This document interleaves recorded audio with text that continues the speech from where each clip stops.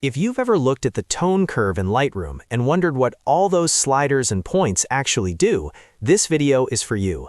In the next few minutes, I'll show you how to use the tone curve in a simple, beginner-friendly way, including the parametric curve and the point curve, so you can improve contrast, recover highlights, brighten shadows, and even create a cinematic color look. If this tutorial helps you, go ahead and hit like and subscribe for more easy Lightroom tips. All right, let's jump in. First, open Lightroom Desktop and choose the photo you want to edit. Once your image is open, go to the Edit panel. From there, scroll down until you find Tone Curve. This is where Lightroom gives you two different ways to shape the brightness and color of your image. Let's start with the Parametric Curve, because this is the easiest mode for beginners. When you open it, you'll see four main sliders: highlights, lights, darks, and shadows. These sliders let you adjust different brightness ranges without needing to place points manually on the curve. If your photo has bright areas that are too intense, pull the highlight slider down to recover some of that detail. If the shadows are too dark, move the shadow slider up to brighten those darker areas. Then you can use lights and darks to fine-tune the contrast in the middle parts of the image. This is the safe, beginner-friendly way to make your photo look better without overcomplicating things. A good rule of thumb is to make small adjustments. You don't want to push everything too far at once.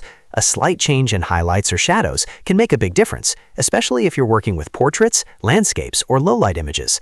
If your image feels flat, use the lights and dark sliders to add a little more depth and separation. Now let's move to the point curve, which is the more advanced mode. To access it, click the point curve icon in the bottom right of the tone curve panel. This switches you from slider-based editing to a more precise curve editor, where you can place points directly on the line and shape the contrast yourself. One of the most common edits here is the classic S-curve. This is a simple way to add contrast. To do it, add 2 points on the curve, then lift the upper point slightly to brighten the highlights, and lower the bottom point slightly to deepen the shadows. The result is a stronger, more punchy image with better contrast. This is one of the most useful tone curve techniques because it instantly gives your photo more dimension. If you want a softer, more stylized look, you can create a fade effect. To do that, lift the bottom left point of the curve upward. This raises the black point and gives your image faded blacks, which is a popular film style look. It can work really well for portraits, moody edits, and creative photography, where you want a softer, less digital feel. So to recap, use the parametric curve when you want quick, simple, beginner-friendly adjustments. Use the point curve when you want more control, stronger contrast, a fade effect, or creative color grading. The best way to learn is to experiment slowly and compare the before and after results as you go. If you found this helpful, make sure to like the video and subscribe for more Lightroom tutorials. Thanks for watching, and I'll see you in the next one.